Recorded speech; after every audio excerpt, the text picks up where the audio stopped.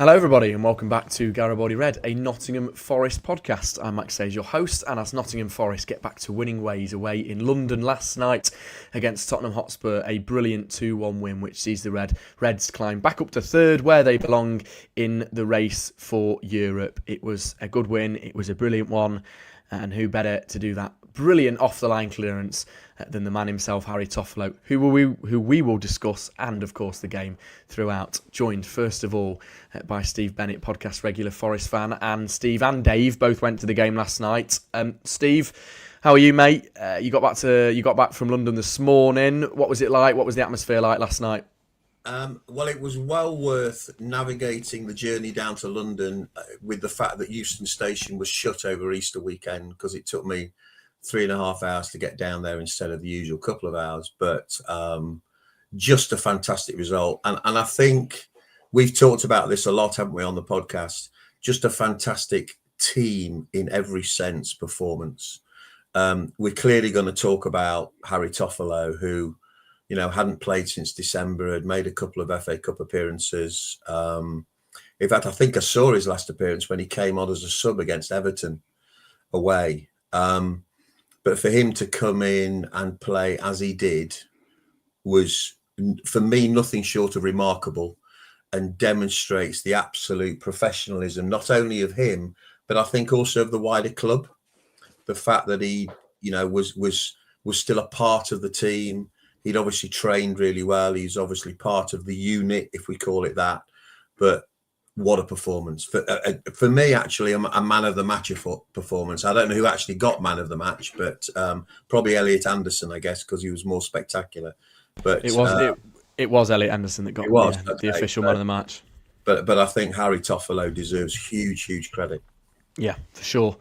Dave Astbury, you were also there last night. What time did you get in last night, mate? And we can't keep you long today, Dave, because you've got a spin class down the gym, haven't you, at 4? No, stretch class with me ladies, mate. You know what I mean? Stretch class for you ladies. Sorry, we're getting these ladies into more flexible positions. You know what I mean? So yeah, last night was fantastic. Got home about we're back at the City Ground 1:20, home at about 2:15, and I echo everything Steve said. It was normal service being resumed. It was Forest going back to the Forest identity that we forged this season.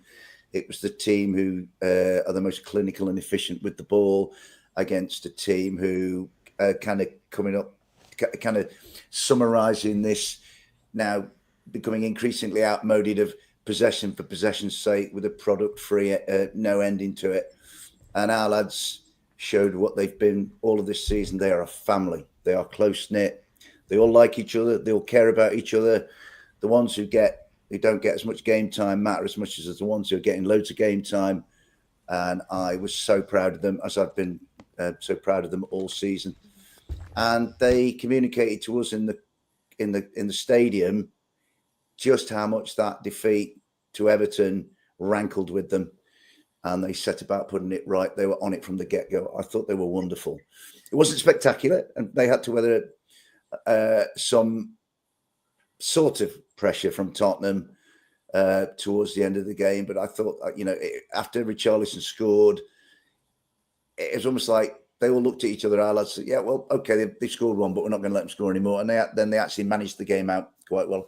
I thought it was an excellent performance coming off the back of, one creditable defeat at Aston Villa where they played really, really well and deserved a draw, and an uncharacteristically lethargic performance against an admittedly really well organised, really well coached and purposeful Everton. So yeah, it was a terrific night last night.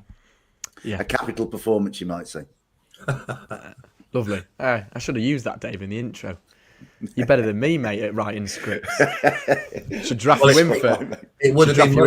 It would have been much better, Max, than referring to his spin class with the ladies. I mean, yes. heaven knows where that's going to get you into trouble with. But anyway, moving on. Yeah. I was about to go, the BBC should draft you in to help Lineker with his one-liners, but then I thought you might not make it long. You might not last long at the BBC saying something like that, Dave. Yeah, but it's too late for Lineker. I mean, we need to be feeding you lines, don't we, Max, for when you're Yeah, day, true. about True. 5 years' time, Script consultants. Well, Dave, to be fair, I think I can remember saying to you a couple of years ago that if I ever did get that match of the day gig, I would bring you with me. You'd be like my T-boy / Stato / right-hand man. You'd just be there. Stato, yeah. Well, he could make sure like he could be stretched and relaxed for the filming, couldn't he? And then I'll just give you the core information of the facts. But anyway, shall we move on? We shall move on.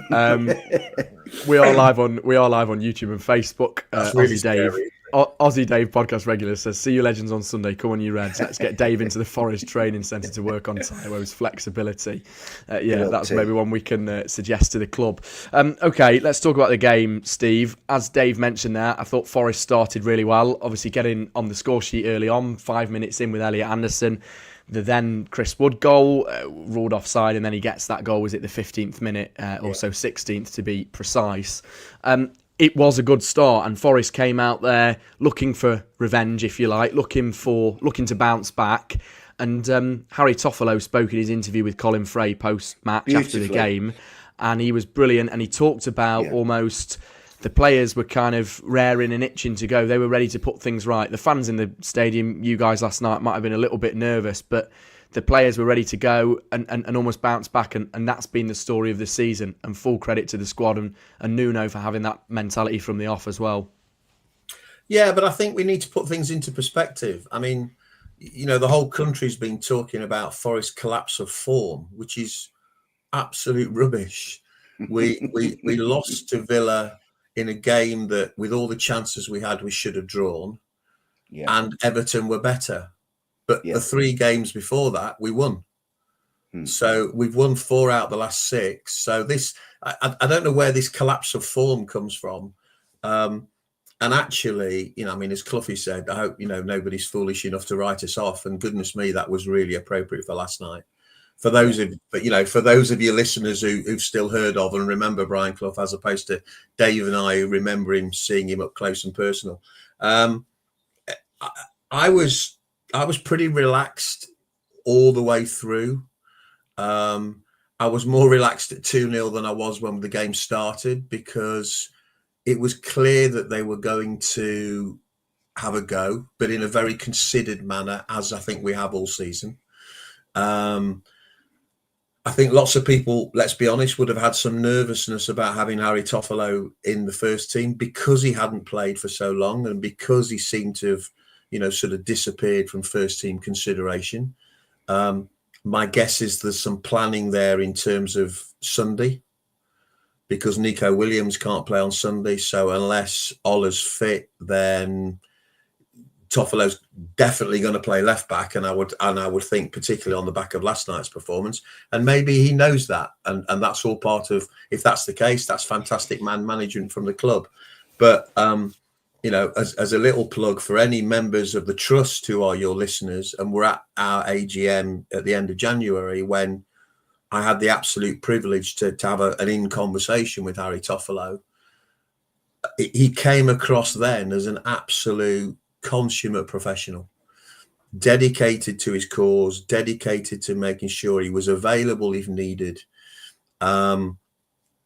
Great sense of humour. I mean, just a great bloke. And we've all seen him, haven't we, as Forest fans, in terms of the community work and everything else he adds to the club.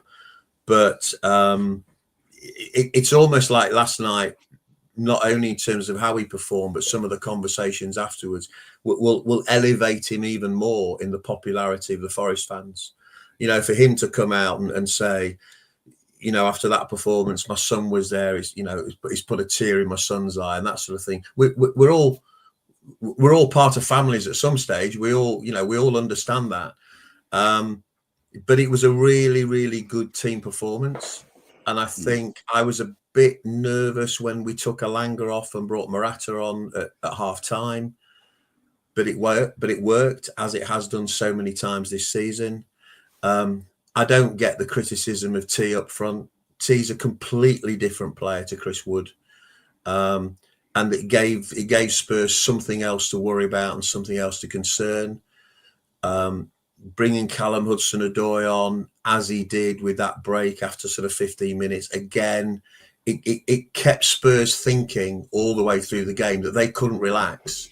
They missed some chances. They missed, they should have at least put some chances on target in the first half, but they didn't. We got a 2-1 win. We're back up to third in the Premier League. And it was always going to be, for me, it was always going to be about our last 4 fixtures. And our last 4 fixtures, if we're decent in those last 4 fixtures, we'll be in a Champions League spot. If we're not, we won't be, but it's completely and utterly in our own hands. Yeah, for sure. Some good points there, Steve. We'll pick up on Taiwo and we'll talk Elliot Anderson in a minute, but we might as well stay on Harry Toffolo, Dave. I mean, is Harry Toffolo everything you want in a footballer playing for your team that you support and you invest money and time into? Because he speaks so well. He does some great work in the community. He puts in a shift when asked. He just reminds me of kind of that, I mean, Steve Cooper always used to talk about it, that next man up mentality. That is Harry Toffolo, isn't it? And he kind of epitomises what Forest are about, as do players like Ryan Yates, Dave. Yeah. Harry's the embodiment of the unselfish nature of our guys. He's an embodiment of the humility. He's an embodiment of the hard work. He's an embodiment of the personality. I mean, I watched his interview. I was sat on the coach coming back last night and I watched his interview and I thought it was just class from start to finish. The way Harry conducts himself. Harry's had some times in his life, as we know, a couple of years ago, he dealt with them beautifully. I can never get away from the lucid understanding of the affection in which this guy's held, both inside the dressing room, by the coaching staff and on the terraces. Every time Harry has played this year, and I think vividly of Brentford before Christmas and Everton just after, between Christmas and New Year, on both occasions, Harry Toffolo was the last guy to leave the field with the entire away support serenading his name with that song. I had a tear in my eye because I can't stop thinking about the fact that when Harry came, he was the make weight in the Lewis O'Brien deal. Yeah. Harry was just sort of we'll chuck this in as well. And Harry Toffolo, true gentleman that he is, never let that worry him. He's got his head down. He puts a red shirt on. He's a marvellous representative of the Garibaldi, to my way of thinking, Harry. And I heard Morgan and Chris talking a couple of weeks ago in a lovely interview where they were asked about various members of the squad. And the question was asked, who's the funniest in the dressing room? And I thought, that one-man entertainment industry, Olorena, is going to sweep the boards with the BAFTAs for this. But both of them said Harry Toffolo. And to Steve, that it goes to Steve's point about Harry's wit. And wit, to me, is an indicator of intelligence. Yeah. And an open and all-round worldview that takes in everything, not just the existential bit right in front of your eyes. And Harry's got that. And, if you want to sort of see a 360-degree view, he needed that to make that clearance last night. I thought, from where I was stood, my first thought, I turned to Malcolm Owen and Dora, I stood next to him, Gary Marriott, and I went, "What? That was brilliant by Nico," thinking it was Nico, right? Because the angle away to our left was not great to see. And then I realised it was Harry, and I was just like so pleased.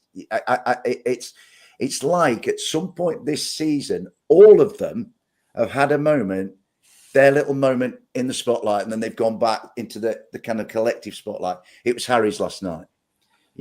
Elliot had his moments, right? Yeah. But what Harry did, he gave me great confidence that we are so fortunate at the moment to invest our time, our thinking, our emotion, our money, our miles in a wonderful bunch of young men who represent Nottingham Forest. Brian Clough and Peter Taylor would love them. They would love their down-to-earth nature. They would love this. They play like they're brothers. You're wearing a red shirt. I'm wearing a red shirt. That makes you one and the same with me. And nobody is rocking the boat. I go back. We had Ariata taking the mick. We've had John Joe Shelby patently deigning to think he was better than everybody else. This lot all believe. I had some talk a couple of 3 weeks ago about Ramon Sousa falling out. Ramon came on last night and looked sharp when he came on. Taiwo gets a lot of stuff. I love the fact that Steve picked T out because T came on and he kept those Tottenham defenders aware of what he was going to do. He's a bit rough and ready, Taiwo, but he's different to Woody. And, you know, it was just fantastic. I couldn't get away thinking. So all the talk at the weekend, they did write us off. Shearer wrote us off. Oh, good. The team we don't really want to talk about because we want to major on these familiar names at the top. You know, I thought, that's good. The Everton defeat has put us back under the radar and has got us written off again, right?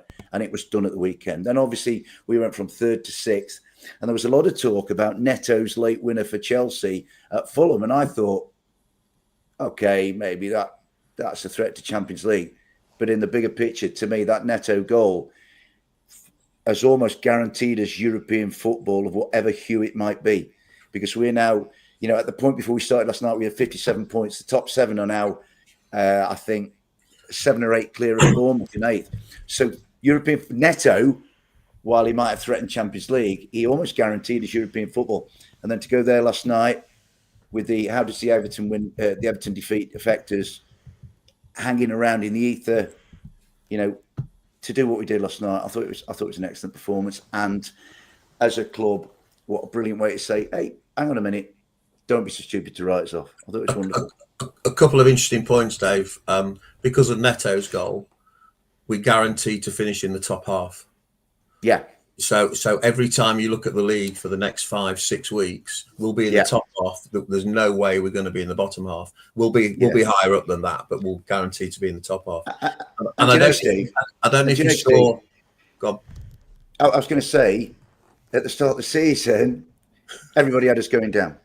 We are, and I'm going to stick my neck out now, no football club in any league on this planet, you know, the top leagues, is cocking a snook as much as Nottingham Forest are. Nobody's overachieving more than Nottingham Forest relative to the prognostications at the start of the season. Did you see that? Did you see that graphic? I mean, I only saw it on a tweet this morning or on an X this morning, but we're 28 points ahead of where we were this time last season. And the other thing I noticed in midweek was there was an interview with Murillo asking him to describe his 2 favourite moments of the season, and one was his goal against Newcastle, and the other was the clearance off the line against Man United. Yeah.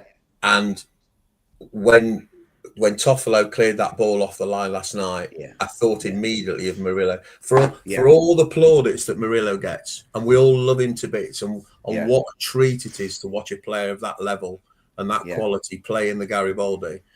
Yeah, that clearance off the line against Man United is one of his highlights. Then in terms of season highlights, we're going to have to put Harry Toffolo's clearance off the line in the same breath. Yeah, for sure. This is a bit like the Harry Toffolo loving show, but I think it's absolutely deserved. Why not? He's not been talked about that much. Yeah, there are times when, you know, certain members of our squad get, quite rightly, because they've earned those plaudits, they get the limelight.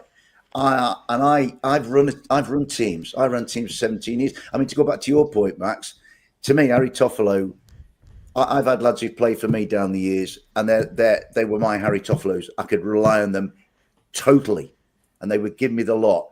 And I'd say, I want you to do this job for me. Yes, Gaffer, I'll do that. Can you play in this position, slightly out of position, and you'll do me a job? Yes, Gaffer. And those are the guys I came to love and revere. Yeah. And I think Nuno's doing that. And Harry, you know, I've mentioned him on here before getting his name sung. I thought he was excellent at Exeter when we weren't particularly great, but we got through, right? And in the other cup games, Harry came in and did a really good job. And it, you know, next week we might be talking. We talked about Jota Silva, who I thought was really good at Villa. So the point I'm trying to make is every one of these lads has kind of come forward, done something that makes you take stock of what of who they are and how important they are to the group, and then they step back in line to the collective. It's not like one guy forcing his way out. I want all the attention, you know. And I just from a psychological point of view, I think we're the closest knit, most harmonious, most all on the same hymn sheet squad in this league, and that is making up the.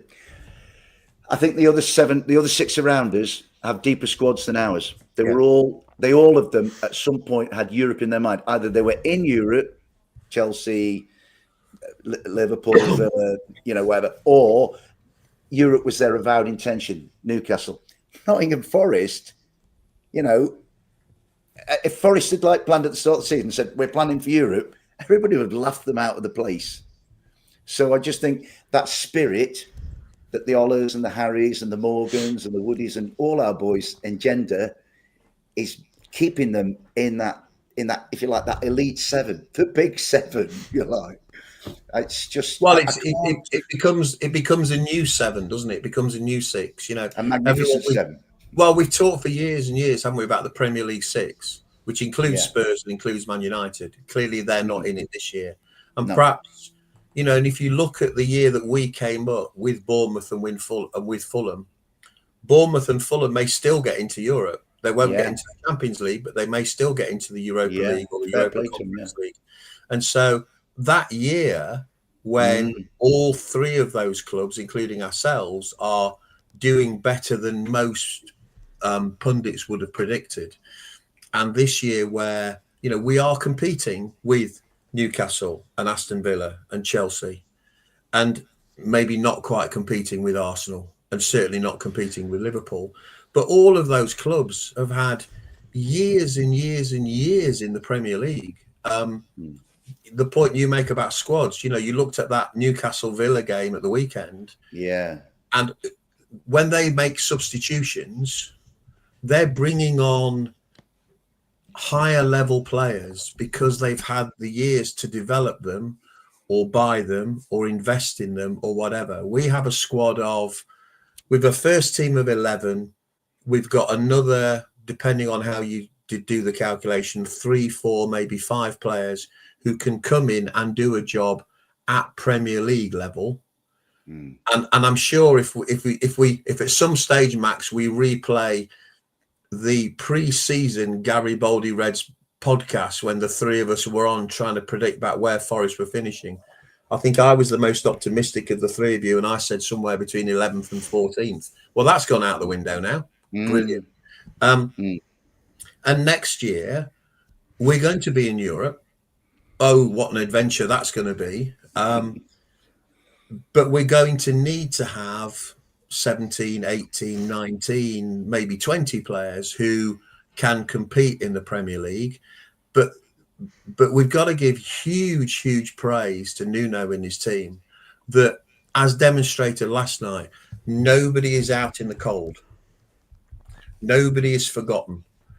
Everybody within that squad is engaged, is committed, is professional. So the opportunity to bring somebody in to do a job, as demonstrated last night through Harry Toffolo, and will be demonstrated again on Sunday when neither Ryan Yates nor Nico Williams can play, is incredible. But next year, when we're in Europe and we're playing more midweek games and everything else, that squad is going to need to develop and step up again, because we're going to need a few more players. But that's an end of season conversation. But I mean, last night, you know, it was a nightmare journey down. It was a long journey back, but it was worth every minute and every penny and every bit of investment that we as fans put into being there. Yeah, for sure. Shame you couldn't be there, Max. I know. Yeah. Work and throw me under the bus like that, Steve. Work and final major projects for university. We've been online now for half an hour and you've not mentioned Strictly, so I've got to get in there. Of course you have. Fair play. I will let you have that one, mate. Funny enough, actually, talking to the Toffolo's clearance before we move on, he said in his interview last night, and full credit to him, Axel, who's one of the first team coaches at Forest /analysts, he told him about kind of working on it at training. They did like a similar scenario, and Toff said he never expected it to be in the game last night, but it was pretty much almost identical to the one that he'd done in training. So there you go. Full credit to him, and of course the coaching staff behind Nuno that continue to do a brilliant job at Forest. Before we talk Anderson and then look ahead to Wembley and a few other bits and pieces, you both mentioned Taiwo. A few comments on Facebook. This one from Mark. Taiwo couldn't hold up traffic. He is so lazy, worth getting in at 2:30 a.m, ready for the weekend in London. I mean, I'm going to kind of be on actually, I'm going to kind of disagree with both of you. I mean, I don't think Taiwo was brilliant last night. Yes, he's a bit of a nuisance. Yes, he can hold up the ball in the dying minutes, but I just thought, I think he's still got more to show. Dave, I don't know.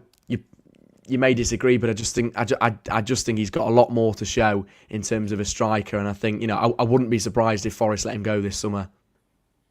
Maybe, and maybe one of my great failings is a sense of benevolence towards people. Maybe I just want to see the good in Taiwo. Maybe that's wrong. If people want to say seeing the good in somebody is not the way to go, then they feel free in the comments to lambast me.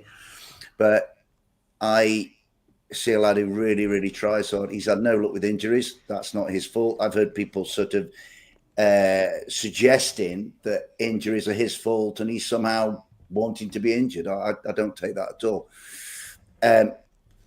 Is he good enough to go to the next level that we need to do? I'm not sure. I would rather Nuno and the staff make that decision because I have total faith in Nuno. He's earned that faith from me. And I think, thinking about us, to me, if you like, the context of where we are was slap bang right in front of my face at Villa Park when that really good game against Villa, and it was a terrific game. It'd be a great cup final that if it was to be repeated, I think. And I looked at Villa and I looked at us. Like Unai made 8 changes, and Villa, after about 5 minutes, you wouldn't have known they made 8 changes. And I looked at us, and I thought, yeah, Villa are a year further down the line than us. And as Steve has quite rightly said, they've had this kind of greater experience in getting to where they want to be.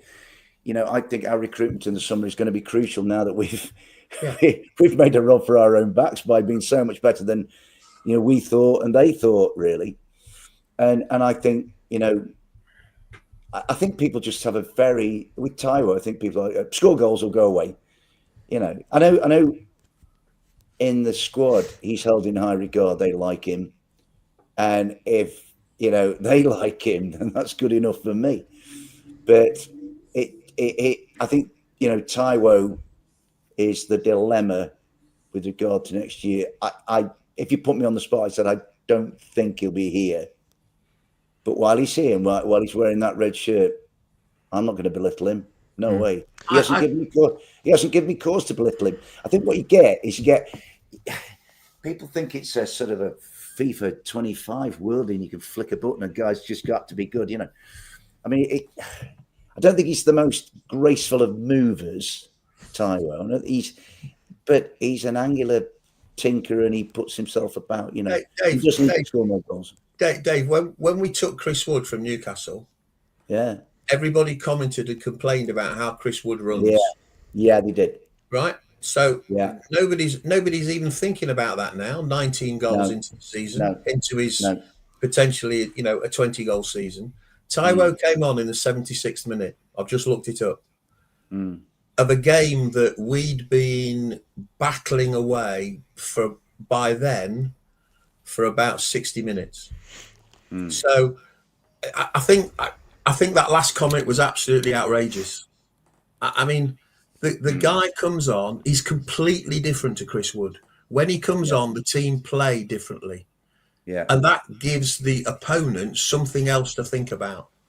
I agree with Dave. He hasn't stepped up from the hero that we had in the first year when we came up to the Premier League. And which a lot of people conveniently forget, Steve. Yeah. And he's, what was it? 8 goals in the last 8 or 9 games, or what? I can't remember the stats exactly. Kept us up. The goal against Arsenal that clinched our position and our safety in the league. Nobody will ever forget that, who was at the City Ground that day. No. He's then had injuries. He's had difficulties. But for heaven's sake, give the guy some credit. He's different. Every player is different. You take off Nicolas Dominguez, you bring on Ryan Yates. Completely different players. You take off Gibbs White, you bring on Ramon Sousa, completely different players. You take off Elanga, you bring on Morata, utterly different players. But nobody comments about that. There's this big thing about T hasn't scored lots of goals. Well, he hasn't been on the pitch long enough to score lots of goals. And any striker, if anybody has ever played striker, it's a confidence role. Yeah. If you go on that pitch and you've got a run of games and you just get that feeling you're going to score, then it doesn't matter what anybody says, you're going to deliver the goods. But Look at Hoyland. So Look at Hoyland. Yes, I think the criticism of Taiwo is, I understand some of it, but some of the extreme stuff I just think is really, really unfair and unwarranted. Because, you know, if he comes on and scores the winner on Sunday, no one's going to complain about the fact that he wasn't, you know, a match winner against Spurs on the previous Monday night. And he might need to come on and do a job. Who knows how fit Chris Wood is? He's probably is fit. But we're going to need to make changes because that's the way that Nuno has done it all season. So, sorry, I won't have bit of a rant. I won't have it. Yeah, I'm with you, Steve. Had Taiwo Awoniyi not scored against Arsenal that day, you know, it's a sliding doors moment. Yeah. So, no. You know, and I can't forget that. And it's like, I think a lot of people who watch football and against West Ham, our first home game back in the Premier League. It came off his knee, but nobody. Iconic moments. Nobody thought about that, did they? No. Right, a bit conscious of time because Dave's got to get off to the gym. Let's wrap up with some final thoughts, and particularly on Elliot Anderson, who I thought had a brilliant game. Sky were discussing this morning about whether he should be called up to Thomas Tuchel's England squad. I mean, I think Forest fans can give you the answer and know the answer to that, but just a few stats. He was just brilliant last night. Obviously, the goal, he had a key pass in there, 4 accurate long balls. 100% success dribbles, 12 duels won, 4 fouls drawn, 8 clearances, 7 recoveries. Basically, one of them, in terms of statistically, one of the best players on the pitch last night. Dave, how vital is Anderson for Forest? Continues to be. What a sign-in. Great performance last night. Great to see him back on the score sheet. And, you know, we'll be relying on players like that on Sunday. Yeah, he's outstanding, mate. I think Milenkovic was an immense signing, as shrewd a piece of business as we've done for years because of the solidity that he put into our back line. He healed the wound of set pieces. You know, I think he's made Mu a better player. He's made everybody around him better in terms of the standards. We talked about this about that topic on this podcast before. But if Milenkovic is the best signing that any club's made in this country this year, and I think he is, then the little Geordie Maradona isn't far behind. I adore this kid. I love the fact that nothing seems to faze him. I call him Mr. Stoneface because he's sort of you've got your outgoing extrovert types like, you know, the Ola and Callum double act where poor old Callum seems to be the brunt of all Ola's humour. You've got Harry, you know, Woody and Moore get on well, and then Mr. Stoneface, he just, how are you? I'll take it. I'll never forget being at Brighton, right behind him. He walked down to the other end of the Amex. They were waving their scarves and waving. And this little lad from up northeast, he just walked up with the minimum of fuss and stuck it in the back of the net. And he does everything with the minimum of fuss. He doesn't seek the limelight. Clough would love him again. I go back to Clough and how Clough would view our players at various times. He gets on with the job, no fuss or nonsense. I think he's incredibly versatile. I noticed it when we beat Southampton away very early in the season, how you kind of had this idea that Elliot was this attacking midfielder, but he does his defensive work as well. And I think he's a brilliant. You've got the moving parts of Nottingham Forest, if you like, as if it was a skeleton. And Elliot Anderson is a really important ligament that allows the pieces to move. He at some points he's back alongside Yates and Dominguez or Sangari, whoever's playing that deeper role. The next he's up alongside Morg, or he's out helping Callum, or he's out helping Ant. And I think Elliot Anderson's versatility, he's one of the best nickers of a ball off a person's foot I've ever seen. Dominguez is good at it, but Elliot Anderson's just got this ability to irritate an opponent by just flicking the ball off him. And he does it with, I don't think he says very much. He doesn't show anything in his face. He's the worst opponent you could play. I tell you what, I'd hate to play poker against Elliot Anderson. He gives nothing away. And I think he's a wonderful player. I mean, I personally think he will get into the England side at some point because he's got different facets to his game. Do you know what I mean? And I think... Well, he allows so many of the other players to play their role, doesn't he? He does. He does, and I tell you what, he's durable as well because he takes some whacks. He took 3 or 4 last night. And you think, I find myself saying, "Get up, Elliot. Go on, mate. Get up, mate, please." And he was interviewed after the game last night. No fuss and nonsense, you know. How we did all right, you know. And I enjoyed Newcastle at Wembley. I'm going to enjoy Forest at Wembley, and off he went. And he's just the loveliest, another manager's dream. I think we're lucky. We've got a dressing room full of managers' dreams at the moment. And all for 15 million. What a deal that was. Bargain. Absolutely. No, absolutely. Lovely points. Completely agree. We'll talk more about Wembley in the next few days. A bit conscious of time for you, Dave. So we'll probably wrap it up there. Like I say, we'll do more Wembley stuff this week. I don't really know what the plan is. We might play it by ear. We might do something. Are you going to make it to Wembley, Max? Yes. I will be there, Steve. Yeah, I will be there. It'd be good to see you, mate. Yeah. He's taking his boots with him, Steve. I'll fit it into my busy work schedule, Steve. Are you there? Yes. Good. There's no Strictly on, or you're not doing the half match. No. You'll find me in the box park before the game. Good. Yeah, you can. Are you DJing?